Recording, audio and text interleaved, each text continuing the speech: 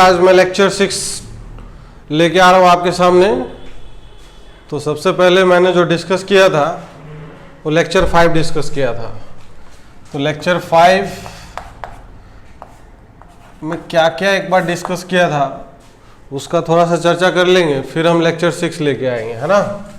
तो लेक्चर 6 तो आज हम डिस्कस करने ही वाले हैं, तो उसके लिए ज़रूरी है कि लेक्चर 5 का थोड़ा सा रिवीजन करके हम आगे की तरफ बढ़ेंगे।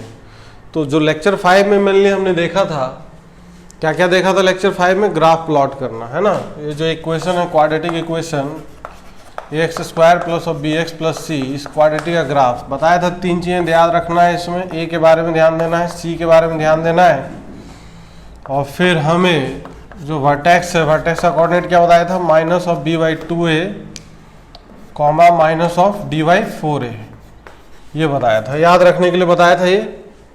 अब इसके बाद मैंने ग्राफ का यूज बताया था, इसका एप्लीकेशन बताया था। एप्लीकेशन, तो एप्लीकेशन बताया था भैया कि रेंज निकालने में तुम्हें काम आएगा ग्राफ का, है ना। जैसे कभी भी किसी फंक्शन का मुझे रेंज फाइंड आउट करना है, तो इसमें दो चीज़ें मैं बोला था डायरेक्टली याद रखने के लिए, कि अगर ये जो फंक्शन है y = ax² plus of bx plus of c, इसमें दो बातें, a अगर ग्रेटर देन 0 होगा तो रेंज क्या आएगा, और a लेस देन 0 होगा तो रेंज क्या आएगा। अगर a ग्रेटर देन 0 है तो कर्व कैसा बनेगा? Mouth opening upward.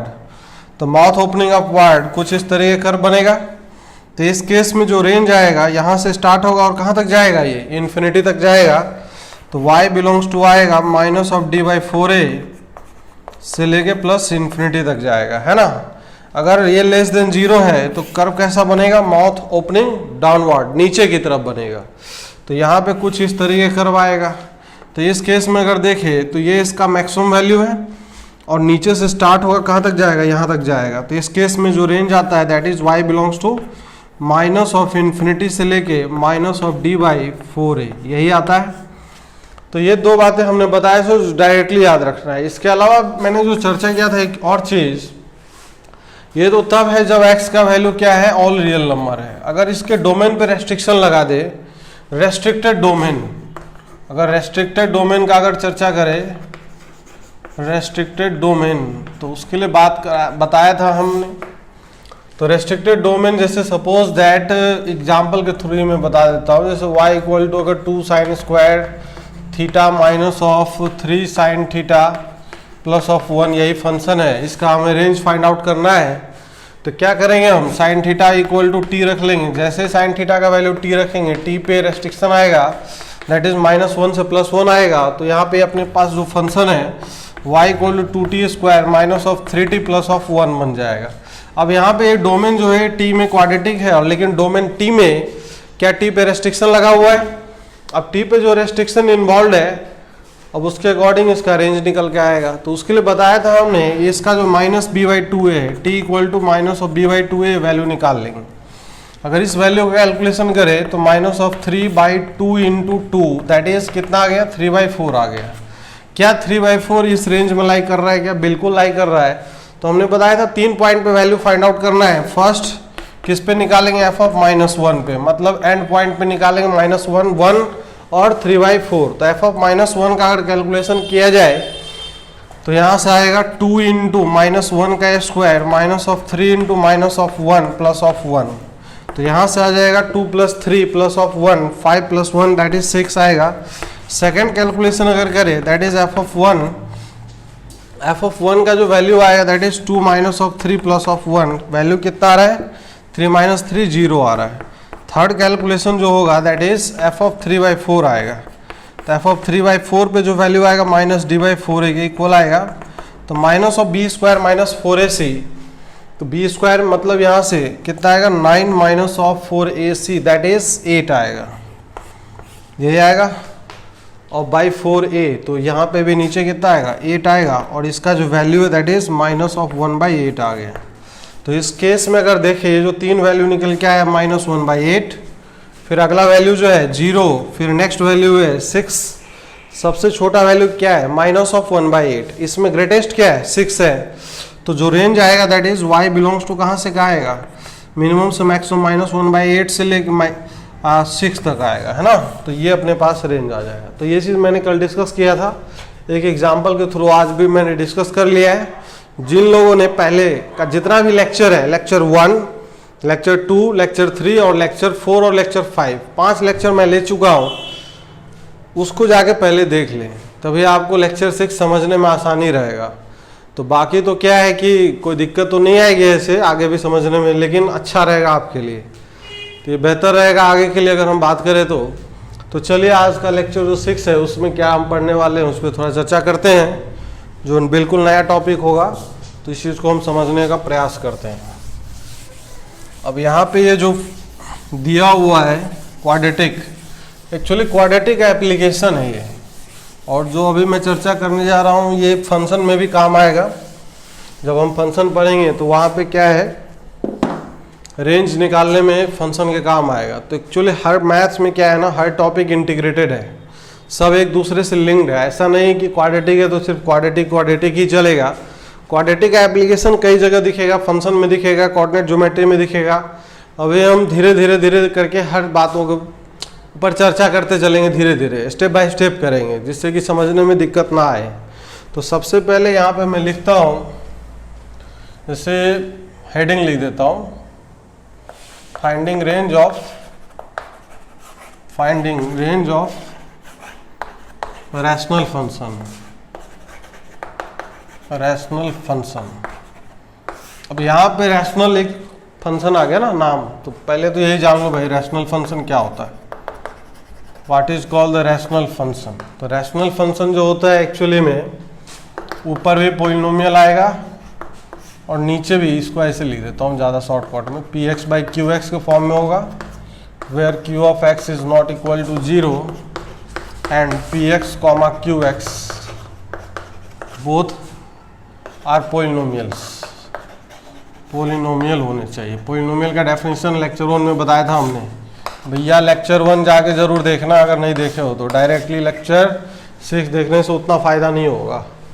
चलो अब यहाँ पे रैशनल फंक्शन जो है px बाई qx के फॉर्म में होना चाहिए, ऊपर भी पॉलिनोमियल नीचे भी पॉलिनोमियल। पॉलिनोमियल का कंडीशन बताया था कि क्या होता है पॉलिनोमियल, कोई भी अगर पॉलिनोमियल फंक्शन है तो सारे के सारे पावर क्या होने चाहिए, सारे के सारे पावर्स नॉन निगेटिव इंटीजर होने चाहिए, मतलब होल नंबर होने चाहिए, ठीक है ना। निगेटिव पावर नहीं चलेगा, फ्रैक्शन नहीं चलेगा। तो रैशनल फंक्शन में भी स्पेशल टाइप का रैशनल फंक्शन अभी हम डिस्कस करने वाले हैं, क्वाड्रेटिक अपॉन क्वाड्रेटिक इस तरीके का, मतलब ऊपर क्वाड्रेटिक हो और नीचे भी क्वाड्रेटिक हो, इस तरीके का जो फंक्शन होगा, या ऊपर लीनियर हो और नीचे क्वाड्रेटिक हो, ठीक है, या इस तरीके से ऊपर क्वाड्रेटिक हो और नीचे क्या हो, लीनियर। तो इस तरीके का जो 3 काइंड का जो फंक्शन है, इस 3 काइंड के फंक्शन का रेंज निकालना हम क्वाड्रेटिक एप्लीकेशन से सीखने वाले हैं। तो जैसे मैं एग्जांपल लेता हूँ, एग्जांपल से ज़्यादा अच्छे से क्लियर होगा। तो एग्जांपल के तौर पे जैसे अगर पूछ लिया जाए कि find the range of this function y equal to x square minus of x plus of 1 by नीचे x square plus x plus 1, और यहाँ पे दिया x belongs to the real number, ये जरूर दिया होना चाहिए क्वेश्चन में, तब ये सॉल्व होगा। मतलब x का रेंज निकालने का मतलब क्या होता है, मतलब क्लियर होना चाहिए ना, बिल्कुल पता होना चाहिए कि एक्चुअली हम कर क्या रहे हैं। जैसे हम x का वैल्यू इनपुट यहाँ पे डालेंगे तो y का कुछ वैल्यू निकल के आएगा। लेट्स सपोज दैट x का वैल्यू 0 रखते हैं, तो 0 माइनस 0 प्लस 1, 0 प्लस 0 प्लस 1, 1 आ गया। x का वैल्यू 1 डालेंगे कुछ और आएगा, 2 डालेंगे कुछ और आएगा, फ्रैक्शन में कुछ वैल्यू डालेंगे कुछ और निकल के आएगा y का वैल्यू। तो विभिन्न प्रकार का जो x का वैल्यू हम पुटअप करेंगे उसके लिए y का बहुत सारा वैल्यू आएगा। तो कितने पॉसिबल वैल्यू होंगे y के लिए, उसी को कैलकुलेट करना है एक्चुअली में, उसी को रेंज बोलेंगे हम, है ना। तो अब इस ऐसे तो हम वैल्यू डाल के निकालते रहेंगे, जीवन बीत जाएगा भैया। तो इसको तरीके से कैलकुलेट करते हैं। तो चलिए इसके लिए हम करते हैं क्रॉस मल्टीप्लाई इसमें। तो क्रॉस मल्टीप्लाई अगर करते हैं तो ये हो जाएगा y into this is x square plus of x into y plus of y is equal to this is x square minus of x plus of 1। थोड़ा मैं जल्दी कैलकुलेट कर देता हूँ, सीख लो इस चीज़ को, कैलकुलेशन करना भी आना चाहिए फटाफट। एक्स स्क्वायर का कोफिशिएंट को इकट्ठा करते हैं, तो यहाँ से y इधर लाएंगे -1, y minus of 1 into x square. अब x का कोफिशिएंट अगर इकट्ठा करेंगे तो यहाँ से y है, यहाँ से -1 इधर लाएंगे, ये y plus of 1 into x आएगा। अब इसको इकट्ठा करेंगे तो ये हो जाएगा y minus of 1 that is equal to 0 आ गया। तो क्या यहाँ पे x में क्वाड्रेटिक फंक्शन दिख रहा है क्या? बिल्कुल दिख रहा है। यहाँ पे x स्क्वायर का कोफिशिएंट y माइनस 1, x का कोफिशिएंट y प्लस 1, ये एज ए कांस्टेंट की तरह काम करेगा, है ना। अब एक्चुअली क्या है कि x का जब हम रियल वैल्यू डाल रहे थे तो y का भी हमें रियल वैल्यू मिल रहा था। अगर x रियल है तो y रियल मिल रहा है। तो यहाँ पे भी हमें क्या होना चाहिए कि अगर हम इसका रूट अगर कैलकुलेट करने चले, तो ऐसा फीलिंग होना चाहिए कि भैया अगर x का रियल वैल्यू डाल रहे हैं तो y रियल मिल रहा है, तो y का रियल वैल्यू पे x रियल होना चाहिए, ये भी तो होना चाहिए। तो इसका मतलब y का कुछ वैल्यू डालेंगे जैसे यहाँ पे, तो x का जो कैलकुलेशन आएगा that must be a real number. तो इसका मतलब इस इक्वेशन का रूट क्या होना चाहिए? रियल रूट्स होने चाहिए। This equation must have real roots. तो रियल रूट होने के लिए भैया कंडीशन क्या होता है? तो रियल रूट होने के लिए कंडीशन ये होता है कि d must be greater than और इक्वल टू 0। उसका जो डिस्क्रिमिनेंट है उसका ग्रेटर देन इक्वल टू 0 होना चाहिए। ये चीज़ मैंने पहले भी समझाया है। तो ये चीज़ यहाँ से निकालेंगे तो y प्लस 1 का whole square minus of 4 into y minus of 1 का होल स्क्वायर ग्रेटर देन और इक्वल टू 0 आएगा। 4 को इधर ट्रांसफर कर देंगे तो ये चीज़ निकल के आएगा अपने पास, that is y plus of 1 का whole square minus of 2y minus of 2 का होल स्क्वायर ग्रेटर देन और इक्वल टू 0। तो ये चीज़ निकल के आएगा y plus of 1 plus of 2y minus 2 A square minus B square कर दे रहा हूँ, तो y plus of 1 minus of 2y और प्लस ऑफ 2 ग्रेटर देन और इक्वल टू 0। तो यहाँ से आ जाएगा 3y माइनस 1 और ये चीज़ हो जाएगा minus of y plus of 3 greater than और इक्वल टू 0। तो इस तरीके से कैलकुलेशन कर सकते हैं हम, इसमें कोई दिक्कत की बात नहीं है। अब यहाँ पे अगर देखा जाए तो ये जो कैलकुलेशंस है, माइनस को अगर इधर ट्रांसफर कर देते हैं तो ये चीज़ हो जाएगा 3y माइनस ऑफ 1 और ये चीज़ हो जाएगा y minus of 3 less than और इक्वल टू 0। तो y का वैल्यू यहाँ से 1/3 आएगा और यहाँ से y का वैल्यू 3 आएगा। नंबर लाइन पर डालें, छोटा सा बड़ा होता है वैसे, तो y बिलोंग्स टू 1/3 से 3 आ जाएगा। This will be the answer. ये इसका रेंज हो जाएगा, है ना। इसमें मेरे ख्याल से ज़्यादा कठिनाई की बात नहीं है, बस कैलकुलेशन करने की बात है। कैलकुलेशन अच्छे से करेंगे आंसर आएगा, कोई दिक्कत की बात नहीं है। बाकी तरीका मैंने जो डिस्कस किया है दैट इज़ इम्पोर्टेंट, है ना, कि कैसे हम एक्स स्क्वायर को इधर ट्रांसफ़र कर दिए हैं। और एक चीज़ और ध्यान रखना है कि कब वैलिड है, जब ऊपर या नीचे में से कम कोई न्यूमरेटर या डिनोमिनेटर में से कोई एक एक्सप्रेशन क्वाड्रेटिक होना ही चाहिए, तब ये चीज़ हम अप्लाई कर सकते हैं और इसका रेंज फाइंड आउट कर सकते हैं, कोई दिक्कत की बात नहीं है। यहाँ पे कभी कभी, अब देखो इस प्रॉब्लम में तो पंगा नहीं आएगा, लेकिन कभी कभी प्रॉब्लम क्रिएट होता है। जैसे कहाँ पे होता है मैं बता दूँ, जैसे ये चीज़ क्वाड्रेटिक एक्सप्रेशन हमने मान लिया कि ये क्वाड्रेटिक है, बिल्कुल। अगर मान लो ये y माइनस 1 का वैल्यू 0 हो जाए, मतलब ये क्वांटिटी अगर 0 हो जाए, मतलब y का वैल्यू 1 अगर हो जाएगा, तो y का वैल्यू 1 है तो क्वाड्रेटिक तो रहेगा ही नहीं। तो फिर क्वाड्रेटिक जब है नहीं तो d greater than equal to 0 कब कैसे होगा? तो इसके लिए क्या है कि शुरुआत में तो हम इतना पंगा नहीं करेंगे कि y is not equal to 1, वो हम चेक कर लेंगे अलग से। यहाँ पे जो भी वैल्यू आएगा उसको सेपरेटली चेक कर लेंगे। एक प्रिकॉशन लेना है, यहाँ पे मैं इधर लिख देता हूँ प्रिकॉशन, इसको चेक कर लेंगे कि y का value at y equal to 1, क्या ये y इक्वल टू 1 इस रेंज में है कि नहीं है। तो इसको हम कैलकुलेशन करेंगे, x square minus of x plus of 1 by x square minus plus of x plus of 1 that is equal to 1। तो यहाँ से जब कैलकुलेशन करें क्रॉस मल्टीप्लाई करके तो x का वैल्यू 0 आएगा, मतलब एग्जिस्ट कर रहा है। मतलब जब हम x का at x equal to 0, y का वैल्यू हमें 1 मिल रहा है, ठीक है ना। अगर ये यहाँ पे कुछ नहीं आता तो y को हम y इक्वल टू 1 इसके रेंज से हम बाहर कर देते हैं, है ना। तो ये कैलकुलेशन अलग से कर लेना है, उसमें बहुत टाइम नहीं लगेगा, लेकिन क्वेश्चन गलत होने से बच जाएगा, है ना। ये बहुत रेयर ओकेजन पे दिखता है। अभी मैं एग्जांपल लूँगा, वहाँ पे समझ में आ जाएगा कि एक्चुअली ये चेक करना बहुत ही आवश्यक चीज़ है। तो चलिए मैं नेक्स्ट आगे बढ़ता हूँ, एक और एग्जाम्पल की तरफ बढ़ता हूँ, क्योंकि मैथमेटिक्स में क्या है ना, कॉन्सेप्ट एग्जाम्पल से भैया क्लियर होगा। कितना भी थ्योरी पढ़ लो, कुछ भी कर लो, फॉर्मूला रट लो, जब तक क्वेश्चन का हम प्रैक्टिस नहीं करेंगे जम के, वो भी अच्छे क्वेश्चन का, अपना पेन नहीं चलाएंगे, मेहनत नहीं करेंगे, मैथमेटिक्स नहीं आने वाला। ठीक है ना। चलिए तो आगे बढ़ते हैं नेक्स्ट एग्जाम्पल की तरफ।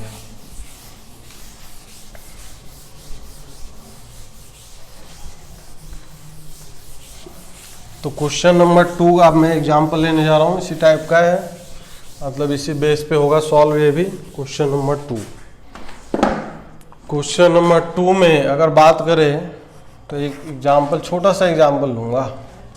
y इक्वल टू जैसे दिया 1 माइनस में एक्स स्क्वायर अपॉन में 1 प्लस ऑफ एक्स स्क्वायर, ये फंक्शन लिखा है, यहाँ पे लिखा है x belongs to real number. इस फंक्शन का मुझे रेंज फाइंड आउट करना है, तो इसमें वही काम करेंगे, क्रॉस मल्टीप्लाई कर देते हैं। तो y plus of x square into y equal to 1 minus of x square. इसको अगर इस तरफ लेके आएंगे, एक्स स्क्वायर का कोफिशिएंट अगर इकट्ठा करेंगे तो ये y प्लस ऑफ 1 और प्लस में ये y minus of 1 that is equal to 0 आएगा, है ना। तो यहाँ से अगर जो कैलकुलेशन हो रहा है तो यहाँ से एक एक्स स्क्वायर का टर्म आएगा, क्योंकि एक्स स्क्वायर का कोफिशिएंट था ना ये। तो यहाँ से एक्स स्क्वायर का डायरेक्टली तो सिंपल एक्सप्रेशन है, ज़्यादा कुछ करने की जरूरत नहीं। एक्स स्क्वायर का वैल्यू निकाल सकते हैं, एक्स स्क्वायर इक्वल टू, इसको उस तरफ ट्रांसफर करेंगे तो 1 माइनस वाई और ये नीचे आ जाएगा y प्लस ऑफ 1 आ जाएगा, है ना। अब मुझे पता है कि x square is always greater than equal to 0 होता है। किसी भी रियल नंबर का स्क्वायर करेंगे हमेशा पॉजिटिव आएगा, निगेटिव तो आएगा ही नहीं। अब एक्स स्क्वायर का ये वैल्यू है तो इसको उठा के यहाँ रख दो, तो 1 माइनस ऑफ वाई और ये चीज हो जाएगा अपने पास नीचे y plus 1 greater than equal to 0। अब एक चीज और समझने की बात है, यहाँ पे y का जो कोफिशिएंट है दैट इज नेगेटिव है, तो इसलिए माइनस से क्रॉस मल्टीप्लाई कर देंगे, माइनस से मल्टीप्लाई दोनों तरफ, y माइनस 1 और ये y प्लस 1 लेस देन और इक्वल टू 0। तो यहाँ से y इक्वल टू 1, यहाँ से माइनस 1, नंबर लाइन पे प्लॉट कर देंगे, माइनस 1 और ये और क्या आ रहा है प्लस 1। ठीक है। तो यहाँ से अगर देखा जाए इस एक्सप्रेशन से जो कैलकुलेशन होके आएगा, क्या आएगा, 1 पे क्लोज रहेगा और -1 पे ओपन रहेगा, plus minus plus, less than 0 है तो आंसर हो जाएगा y बिलोंग्स टू कहाँ से कहाँ हो जाएगा, ओपन के साथ आ जाएगा -1 से +1 क्लोज। लेकिन क्या एक चीज़ मैं प्रिकॉशन के तौर पे बताया था कि जब हम इससे डिवाइड करते हैं एक्स स्क्वायर का जो कोफिशिएंट है उसका कैलकुलेशन अलग दिखता है, क्योंकि ओरिजिनली ये नीचे नहीं था, ऊपर ही था, नीचे हमने डाला है अपने कैलकुलेशन की सुविधा के लिए, वो ओरिजिनली ऐसा था नहीं। तो वो क्या होता है, कभी कभी कैलकुलेशन करने में वो हट जाता है या तो छूट जाता है, कुछ ना कुछ पंगा जरूर क्रिएट करता है। तो यहाँ से जो एक्चुअली हमने -1 पे ओपन लगाया था, एक्चुअली में -1 पे ओपन होगा या नहीं उसका कैलकुलेशन हम कर लेते हैं। तो देखते हैं एट y इक्वल टू -1 क्या यहाँ से x का कोई रियल वैल्यू एग्जिस्ट करता है कि नहीं, इसके लिए वो calculation 1 minus x square 1 plus of x square और दैट इज इक्वल टू -1 आएगा। तो क्या यहाँ से x का कोई रियल वैल्यू एग्जिस्ट करेगा, तो 1 minus x square equal to हो जाएगा -1 और माइनस ऑफ एक्स स्क्वायर, तो 1 इक्वल टू -1 आ गया। इसका मतलब no such value of x exist, no such value of x exist at which y is equal to -1। तो सही है, कोई दिक्कत नहीं, प्रॉब्लम नहीं है, मतलब -1 पे ओपन ही रहेगा। अच्छा, इसी प्रॉब्लम को अगर हम दूसरे तरीके से शॉर्टकट में थोड़ा अल्टरनेट तरीके से करने की कोशिश करें, या हर प्रॉब्लम में तो अप्लाई नहीं होगा लेकिन कुछ कुछ प्रॉब्लम में हो जाता है। जैसे यहाँ पे लिखा है y equal to 1 minus x square upon में 1 प्लस एक्स स्क्वायर, थोड़ा सा ये ट्रिग्नोमेट्री से कहीं ना कहीं रिलेशन रखता है। अगर हम x को यहाँ पे tan थीटा रख दें, लेकिन यहाँ पे एक कंडीशन पुट कर देना, tan थीटा का अपना डोमेन होता है, tan थीटा का डोमेन और रियल नंबर नहीं होता। तो यहाँ पे थीटा का जो वैल्यू है not equal to 2n + 1 π/2, odd multiple of 90 नहीं होगा। तो यहाँ पे रख देंगे, तो ये जो कैलकुलेशन है y equal to 1 minus of tan square theta अपन नीचे 1 प्लस टेन स्क्वायर थीटा, ये हो जाएगा। अब ये जो कैलकुलेशन आएगा कुछ फॉर्मूला बन रहा है y equal to 1 minus ten square theta upon 1 plus ten square theta. बच्चा को भी पता होता है, ये आपको भी पता होगा मेरे ख्याल से, नहीं पता है तो जाके याद कर लो, पढ़ लो, साइन 2 थीटा होगा। तब साइन 2 थीटा का जो रेंज होता है ना, एक्चुअली क्या होता है साइन 2 थीटा का रेंज, क्या हमें पता है साइन 2 थीटा का रेंज कहाँ से कहाँ होता है? तो साइन 2 थीटा का रेंज भैया मेरे ख्याल से सबको पता होता है। ये साइन 2 थीटा की कॉस 2 थीटा है, कॉस 2 थीटा है एक्चुअली, मैं उल्टा लिख दिया था, this is cos 2 theta, cos 2 theta. तो कॉस 2 थीटा का जो रेंज होता है वो क्या होता है? कॉस 2 थीटा का रेंज हो जाएगा y belongs to minus of 1 से प्लस ऑफ 1। तो माइनस 1 से प्लस 1, अब यहाँ से अगर देखा जाए क्या ये माइनस 1 पे क्लोज आएगा? नहीं आएगा। यहाँ पे 2 थीटा, यहाँ से एक प्रॉब्लम है, 2 theta is not equal to क्या आएगा? 2n प्लस 1 पाई आएगा। अब ऑड मल्टीपल ऑफ पाई पे cos 2 थीटा का जो वैल्यू होता है माइनस 1 होगा, तो cos 2 theta not equal to minus 1। तो ये छोटा सा प्रिकॉशन लेना है, तो इसीलिए इसमें से इसको कंसीडर अगर कर ले, कंसीडर करके हटाना पड़ेगा, तो y बिलोंग्स टू हो जाएगा माइनस 1 से प्लस 1। तो सेम आंसर आ रहा है, कोई दिक्कत नहीं, लेकिन प्रिकॉशन लेके करेंगे तब सही आंसर आएगा। ये बहुत ज़रूरी चीज़ है। चलिए नेक्स्ट एक और एग्जाम्पल लेता हूँ मैं, छोटा सा एग्जाम्पल ही लूँगा।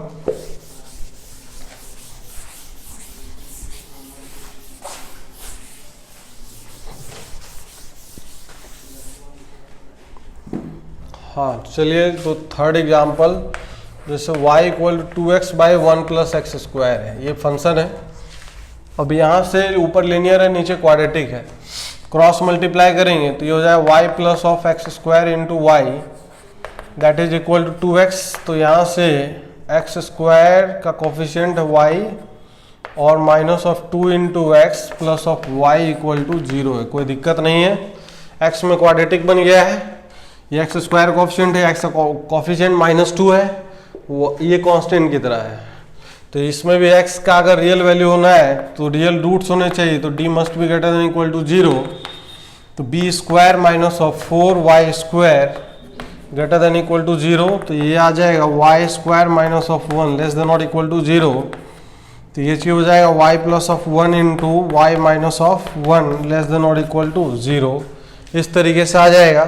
तो यहाँ से जो y का वैल्यू आएगा y बिलोंग्स टू क्या आ जाएगा? माइनस ऑफ 1 से प्लस ऑफ 1 विथ क्लोज। लेकिन एक प्रिकॉशन चेक कर लेंगे हम, प्रिकॉशन मतलब एक्स स्क्वायर का जो